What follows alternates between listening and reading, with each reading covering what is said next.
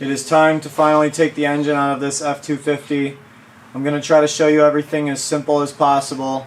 So just try to hang in there and watch all these different steps, and hopefully I'm able to get it successfully, and then you will too.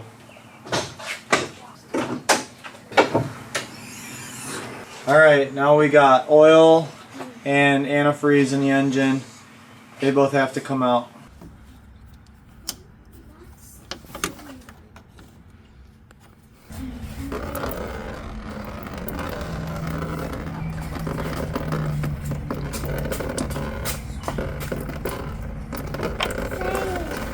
Unscrew this.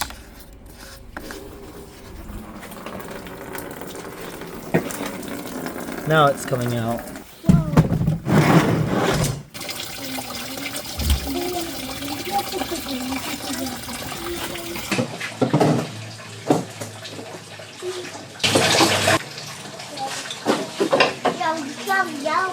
Go ahead and remove the degassed bottle. There's 3 screws that hold it in. The bottle can move. It just has one hose on the bottom. Right here I'm just taking off the hot wires that go to the battery. There are multiple wires that are in the way right there. So this shroud needs to come off, okay? So it's got these push popper deals, and if you don't have this, you could probably get away with like a flathead or something, but you might need replacement poppers when you put this back together.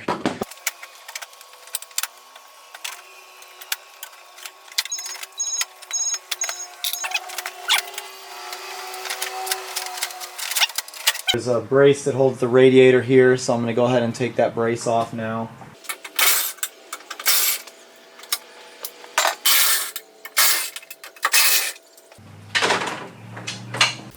Alright, so underneath here you got 2 screw holes. There's one.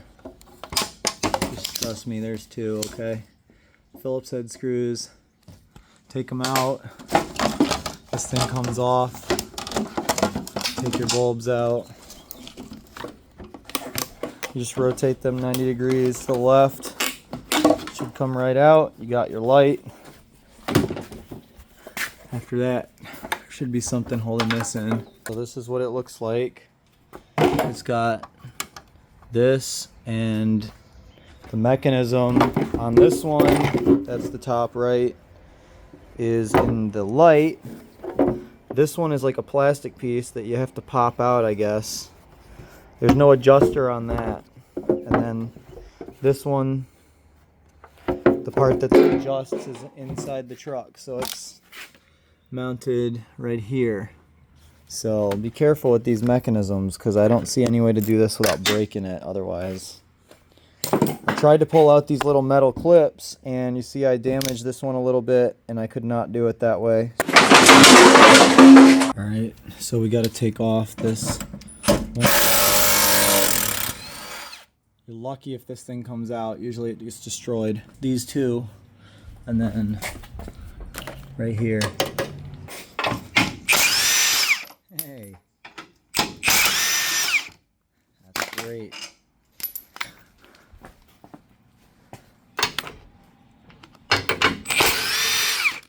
Now I have fog lights, which means I got wiring I have to worry about. Alright, take a moment to enjoy. Bumper is off. I'll make sure all these bumper bolts stay together.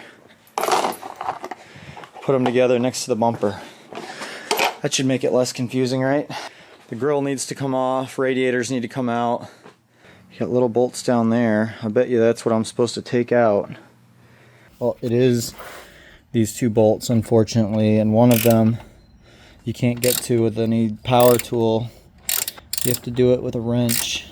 It's one here, one down below here, and then one here, and then one that fails right there that just comes apart. And this thing moves. At that point you have to know what trim you're keeping. Alright, and then I already did those.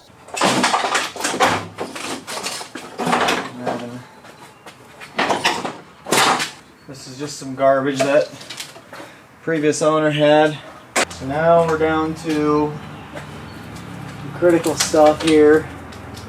So we'll just watch out for these lights. We don't want them to get damaged.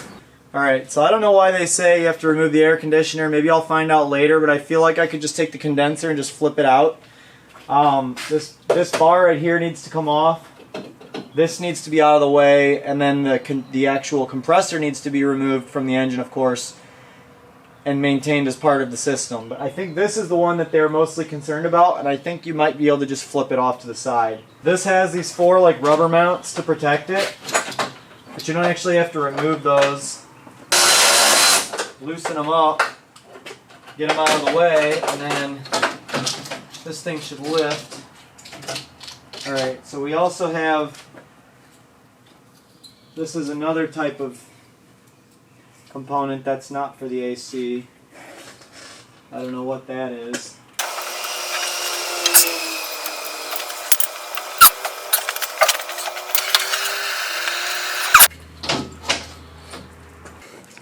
The trouble with this thing is those lines right there are very attached right here. So I'm going to take this off, which involves just removing the serpentine belt.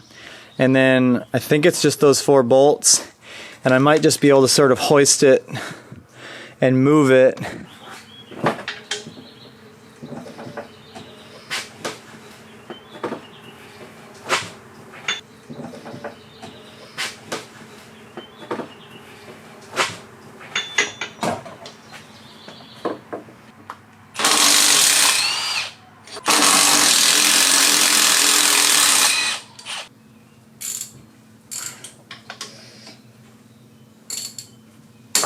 Yeah, that's amazing.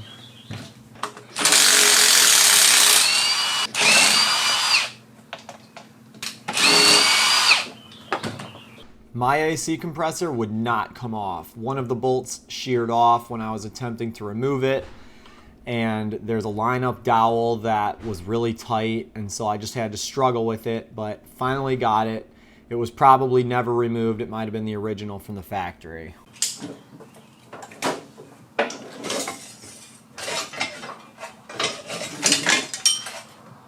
A couple of these electrical connections were in the way, so they all had to be removed.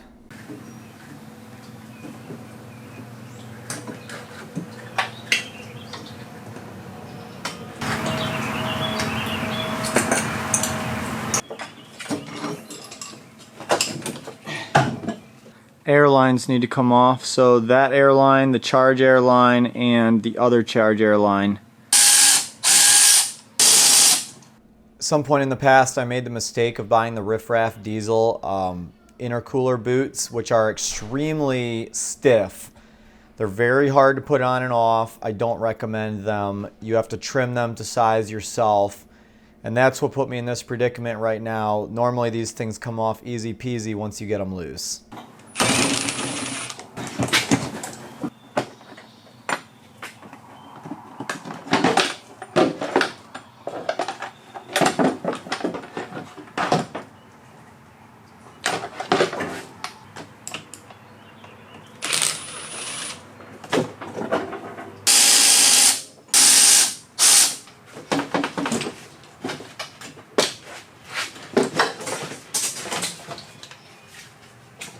We really need to get these radiators out of here. There's a lot of radiators.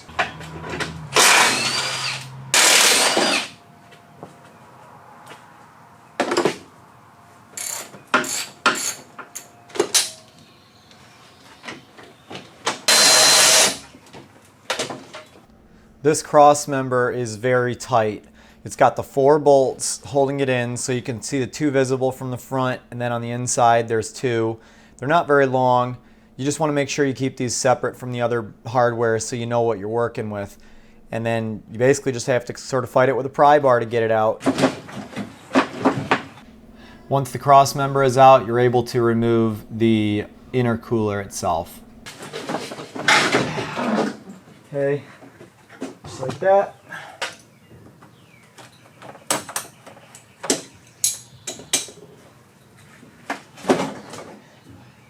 Radiator hoses are on the back of the radiator, so I need to get those. On the back of the radiator, So let's see, I got the shroud off. I lifted out the rad, which has these 2 transmission fluid lines going to it, and then it's got the 2 cooler lines. So you want to get those coolant lines, obviously. Make sure that your fluids aren't mixing if you're going to save them, but mine are mixing. I'm going to have to just replace it. There's 3 hoses that go to the power steering pump. One here, there's one on the side, and then there's one on the bottom. I don't know, but there's 3. So I got those off there. So now when this engine gets lifted out, that power steering, though those lines are detached. I did also figure out a way to flip the condenser over. I was pretty careful with it. I don't know what this is, but I kept that obviously with this because I didn't know how to get it apart. All I did was just twist those lines. So they do have a twist in them, but they're flex lines, and I'm hoping they won't leak. And I just put the condenser or the compressor up higher. At this point now we're just double checking to make sure, but there might be like a ground wire or something attached to the engine still. But oh, the heater core hoses. So the easier way to get these is one of them goes here and then one of them is here, so don't struggle getting them off the heater core. Just take them off the engine and pop them out of these little brackets that go on these bolts. They stay there, so just leave them there. And then we're gonna need to take the turbo and that cowl off. All right, at this point these coolers are in the way, so we got 1, 2, 3, 4, and then we got these 2 right here. And I need to dive into the turbo removal, but I think I'll stand right there. So I just want to move these out of the way first.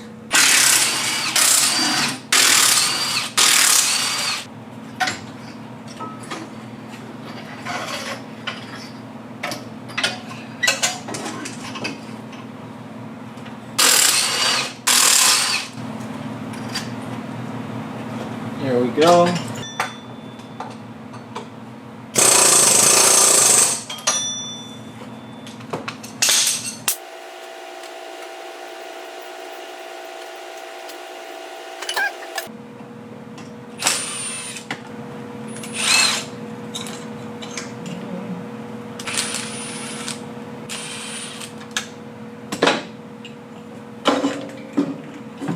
So basically all these little connectors disconnect off the spider.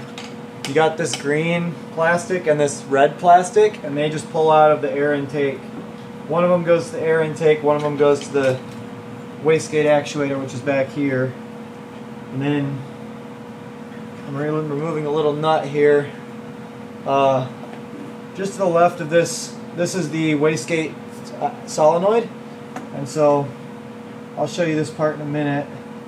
We're just going to remove this and set it off to the side.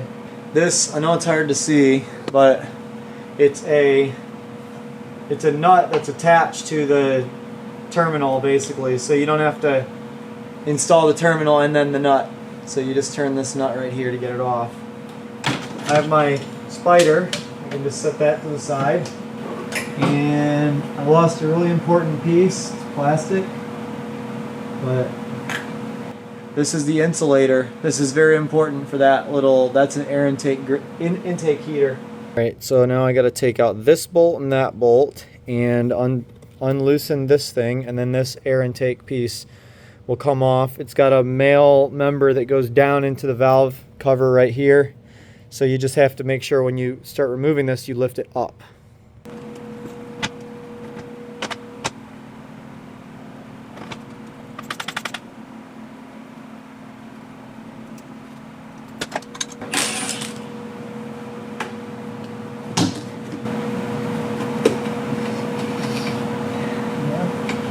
This here is the main engine harness. It's just a 10mm, and you just disconnect, unscrew that until basically the plug unplugs. At this point, there's an exhaust V-band clamp right there. That's 11mm deep, and then there's one real hard to get to, but right there. Loosen up that.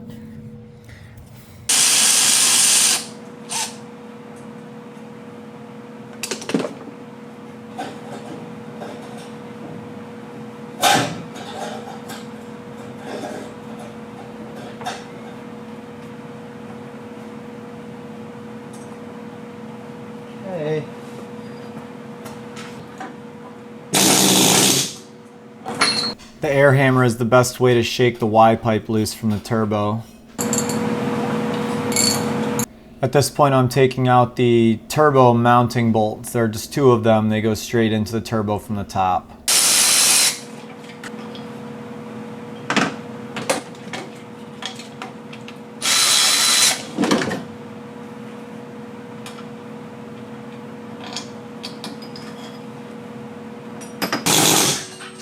There you go, buddy. Just like that.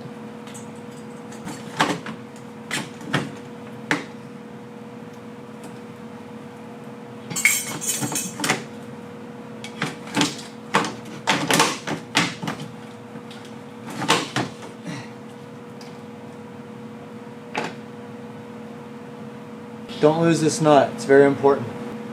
Also, there's a bolt that goes in here. This thing got damaged. This.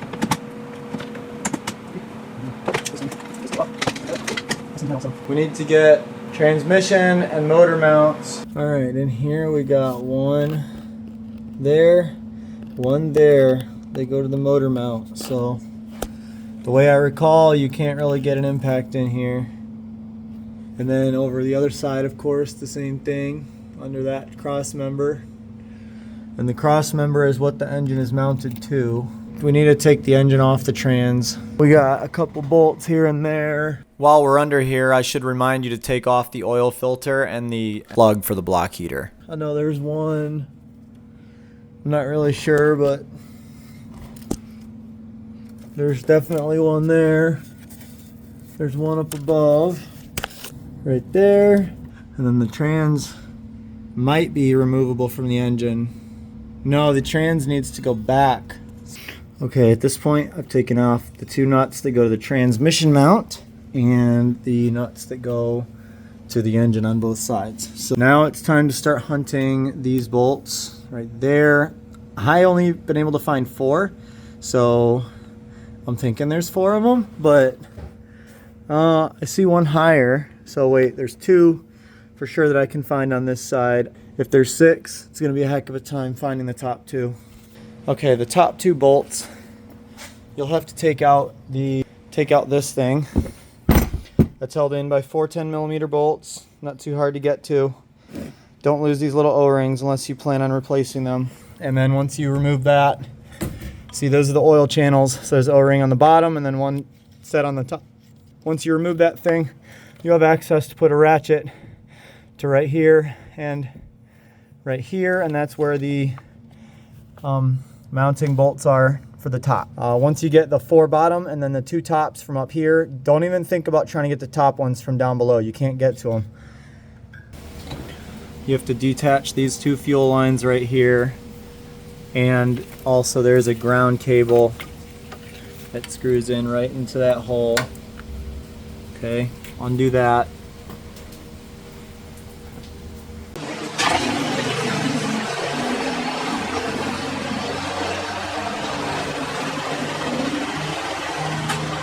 There seems to be a problem with the engine. It's not there.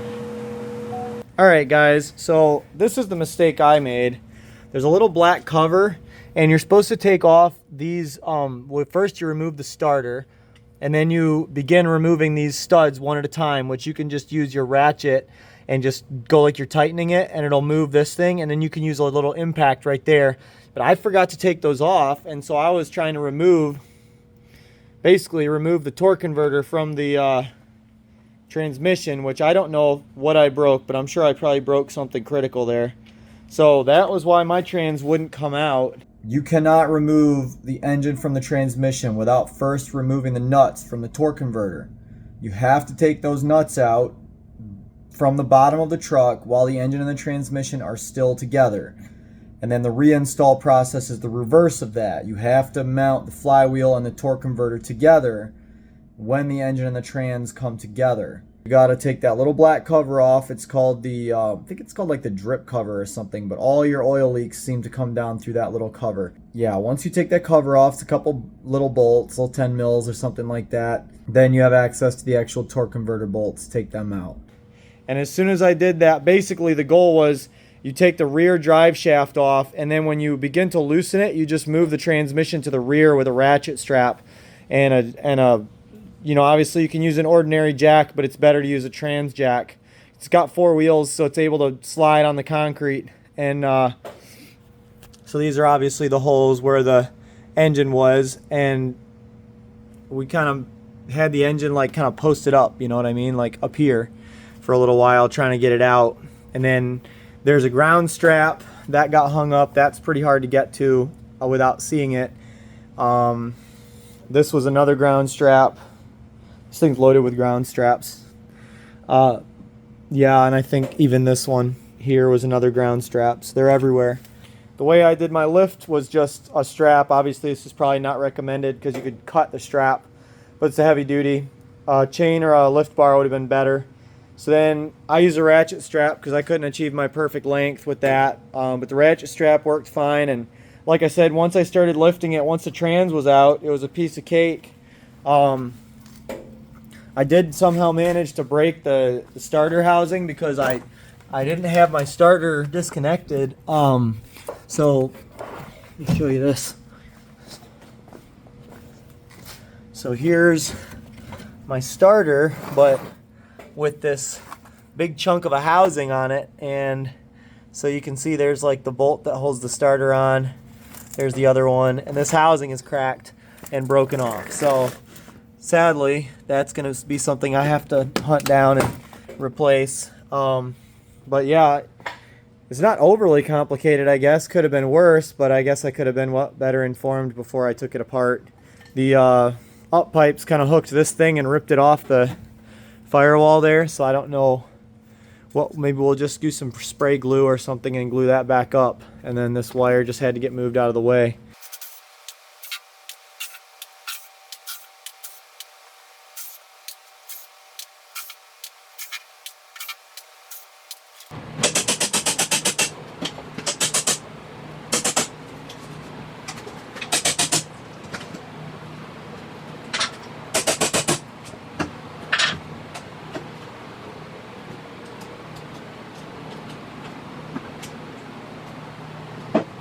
Basically, the process for cleaning this up started with just using a razor blade and trying to cut off the most of the silicone that I could. And then there's a lot of texture and shape to this surface that mates with the oil pan. So I just went over it with the wire wheel and just kept going and going on it. And then areas that didn't seem to come clean, I used a 3M Scotch-Brite pad, and those work pretty well. They can be a little bit aggressive, so you gotta watch it.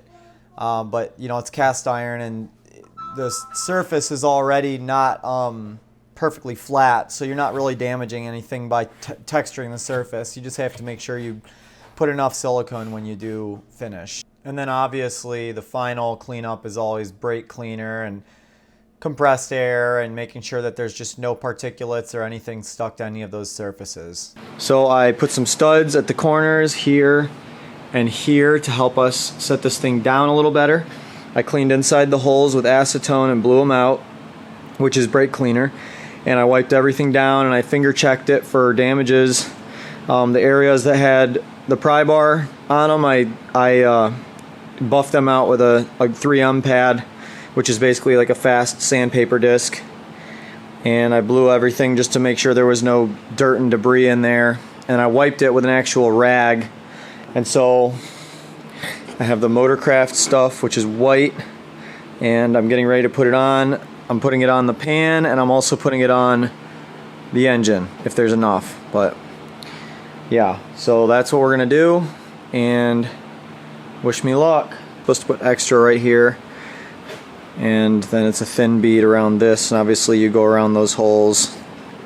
This silicone, it says 100% silicone on the bottle, but when you first start trying to pump this stuff out, it will barely come out of the tube. And these tubes are dated, so you really need to make sure you have one that's not old or expired, because that stuff, it's got some kind of special consistency to it. You know, it's a different formula, and it's really urgently important, in my opinion, to use the Motorcraft stuff, because there is a formulaic difference between that and your daily use Permatex.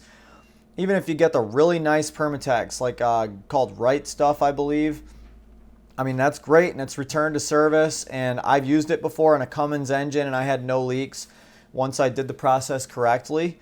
But they just, trust me, you just want to use the right material on this. It's very hard to pump out. It actually would be nice to have an electric gun for this particular task. Comes out a lot harder than liquid nails or regular silicone.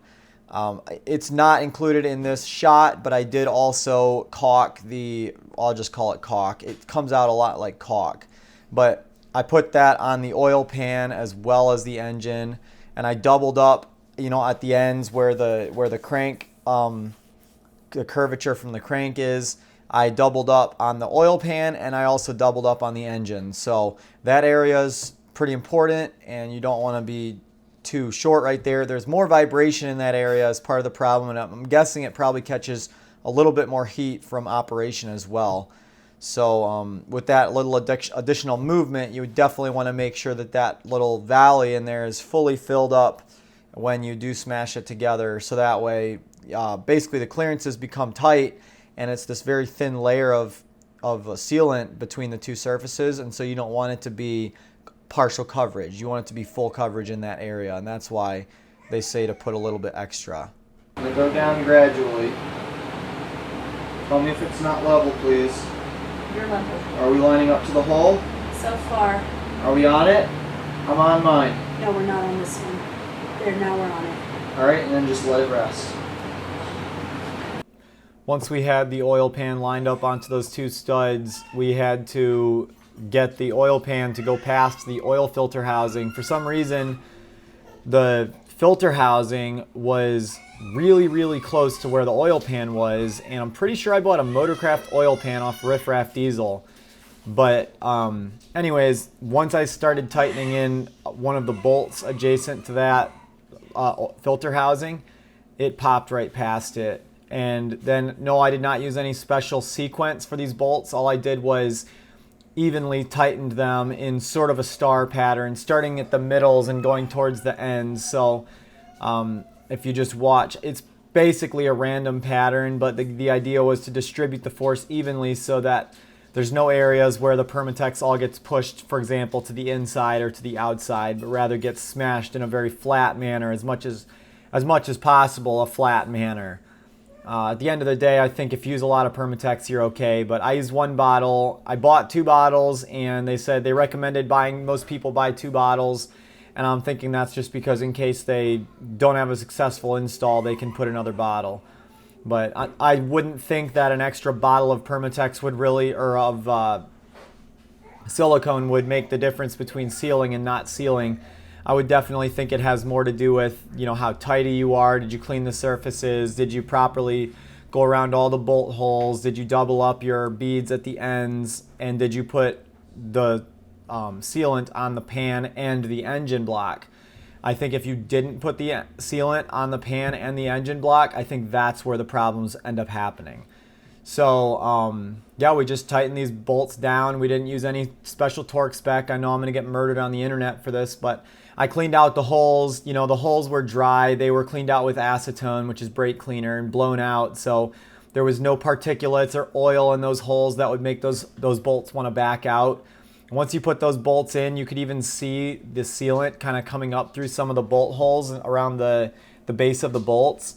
So I figured that indicates there was more than enough around those bolts for them to be held in nice and tight. And I tightened them pretty tight. I mean, I would say I believe they were 10 millimeter heads on those. They might have had larger heads than stock. It might have been like 12 or something, but the stock ones were 10. But when you're dealing with a 10 millimeter, you know how much force you need to get it right. You don't want to strip anything out, but you want to go as tight as you can, especially on something critical like the oil pan.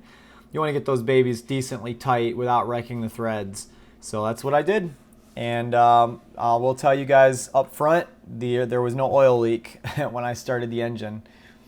I did forget to mention a couple things when I did the breakdown.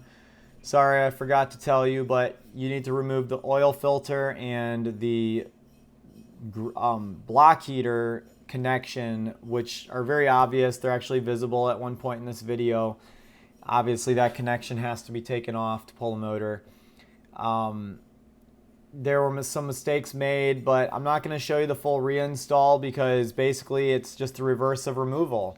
The finagling and, you know, wiggling and jiggling that you have to do to try to get this engine back in, it's all custom to your truck. You know, these, I'm sure once you've done 3 or 4 of these, you probably would have more familiarity on what to do, what not to do, where to grab it, etc., etc. But basically, for purposes of, you know, guys like me that aren't professional mechanics, we just have to do our best and line things up. And, you know, you watch out, use your eyes, use a flashlight, and just get in there and do it. Don't be scared. It's not above your level. Like, you don't need a Bobcat, for example. You could rent one of those, I believe it's a cherry picker, and you have a lot less likelihood of damaging something. I actually damaged my transmission in this because I took my transmission apart to verify that I hadn't damaged it when I separated the engine and the trans, and then at the end of the day I discovered there was very minor damage to the trans, to this little bushing.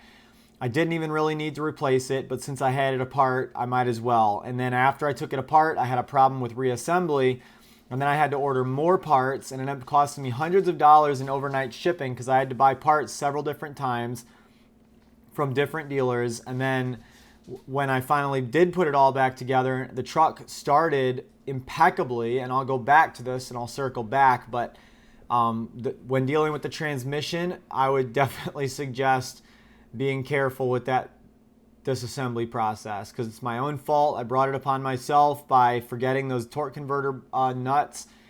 You have to separate the torque converter from the flex plate.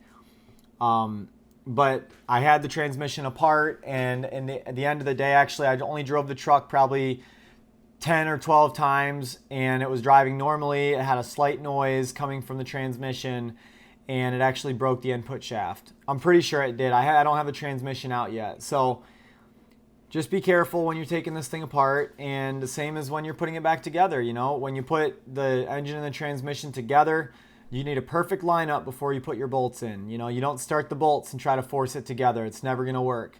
It's got to be in. So with that perfect positioning of the transmission is not an easy task. It helps to have a buddy, and then there's one side that's better. It's the driver's side. You have a lot more access to everything on the driver's side. So you want the helper to be on the passenger side. And when you're just trying to get that transmission in there, make sure your trans jack is at the right orientation, which is pointing front to back on the truck. Because if your trans jack is sideways, then when you try to roll it, your transmission won't go straight forward or back. It'll kind of go in like a spiral pattern. And I know you're going to be like, oh, well, the casters will turn in any direction, so you can push it straight forward. That's true, but the geometry is just not favorable to you when you're at an angle like that. So, you know, and then I did it all by myself. I had my wife with me, but she didn't lay down there and try to ramrod the transmission in there with. So it was just me by myself. And, you know, you want to make friends with a couple pry bars and some flashlights, and that stuff really helps a lot. And ultimately, like I said, the truck started right up with no problems, like a dream. There was an issue with the Y pipe not lining up perfectly to the turbo, and that's probably because during the removal process, I was forcing the engine up and down, and I might have bent that Y pipe or bent the up pipes a little bit that come up from the exhaust. And, you know, if they got bent a tiny bit, then it doesn't line up perfectly. You have to kind of force it. So I put the Y pipe, and that's a very hard install, actually. Connecting the turbo to the Y pipe is a pretty tough thing to do. And when the lineup is bad, it's frustrating as can be. So be careful with that. The Y pipe, I mean, you could always remove the up pipe and the Y pipe, but the problem is those things are very, very tough to do in chassis. And so what you could do is replace them, and when you put the engine back in, you know, you'll have a perfect lineup, because then you could just tighten it after you install it. Where you would tighten it last would be the exhaust flanges right there at the exhaust pipe. The exhaust manifolds. In any case, when you want to go start your engine, you know, you verify that you have transmission fluid. You know, you should have at least like 12 quarts of transmission fluid. And thing is, like, if you haven't dumped your trans like I did, like I pulled the pump out of the trans, I was way lower on fluid. Normally, you're just going to need to replace whatever was in the pan when the truck got shut off, which would be like 7 or 8 quarts. I think I put like 12 or 14 quarts in there, 10 maybe, 10 or 12 quarts before we started the engine. And obviously you need your coolant to be in there in your engine, and you also need your motor oil to be there. So when you add the motor oil, save like the last 2 or 3 quarts of motor oil in a separate container and get a tiny funnel and take off the plug in the top of the high pressure oil reservoir. That is going to be located directly under the Powerstroke cover, which is this little plastic piece that they use to cover the engine. You know, it's not an engine cover, right? It's just a label basically that says 7.3. But that thing is mounted right on top of the high pressure oil reservoir, and there's a little Allen plug right there. You take that little Allen plug out and you pour oil in there until it starts to come out, or until you can see it showing a level inside the reservoir. And once you've filled it to that level, the high pressure oil pump will immediately have access to oil to begin providing you with high pressure oil. Because if you're waiting for the entire ant farm, whatever, you know, is inside the engine block that allows the oil to travel through, you're waiting for that whole thing to fill up with oil. That could be several quarts of oil that you've lost, and you flip the engine over and stuff like that. The oil isn't there anymore, and if it is, it's limited amounts, it's got air in it, and especially if you did a reseal on the engine, you definitely lost all your oil. And so you want to fill it up from that, and that basically allowed me to get an immediate restart on my engine as soon as I began to crank. I actually did 1 glow cycle and I cranked it once, and I probably cranked it for 5 or 6 seconds, and it essentially felt like a normal start. I was shocked. I could not believe how well it started. So try to avoid making any mistakes, and you know, like if you get lucky like I did, you didn't make any of those type of mistakes, then your engine will start right up. Sometimes the engine likes to turn wrong, so have somebody hold the alternator or this thing, and you need to attach this ground strap to right at the back of the head. It's just a bolt going to that, and then you need to watch out for your transmission dipstick, which in my case it got a little bit moved around, but when you mount the transmission to the engine, the dipstick has a little bracket with a hole in it. You got to make sure this is included in one of those 6 bolts.